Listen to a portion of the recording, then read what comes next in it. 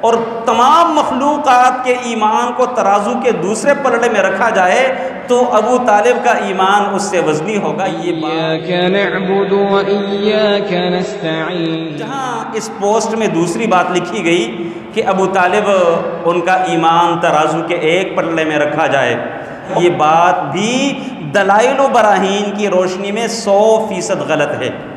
امام بخاری علیہ الرحمہ جہاں یہ میں نے واقعہ کہہ سنا دیا، یہ صحیح بخاری کا واقعہ ہے کہ اللہ کے نبی علیہ السلام اپنے چچا ابو طالب کے پاس ان کے فوت ہوتے وقت بیٹھے ہوئے بار بار ان کو تلقین کر رہے ہیں، لیکن ابو طالب نے جو آخری بات کہی کہ علی ملت عبد المطلب، میں عبد المطلب کے ملت کے اوپر اس دنیا کو چھوڑ کے جا رہا ہوں۔ جانتے ہیں عبد المطلب کا ملت کیا تھا؟ عبد المطلب کا ملت خانہ کعبہ میں پڑے 360 بتوں کا ملت تھا، یعنی کہ وہ 360 بتوں کو پوجتے ہوتے تھے، ان کی بندگی کرتے ہوتے تھے۔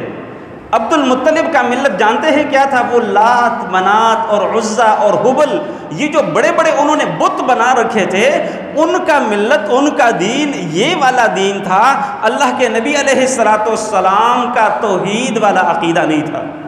تو اس کا مطلب یہ ہوا کہ علی ملت عبد المطلب، ابو طالب کا اقرار بذات خود اس بات کے اوپر ہے کہ وہ اس دنیا سے اپنے پیارے بھتیجے محمد کریم کی بات مانے بغیر اس دنیا سے چلے گئے تھے۔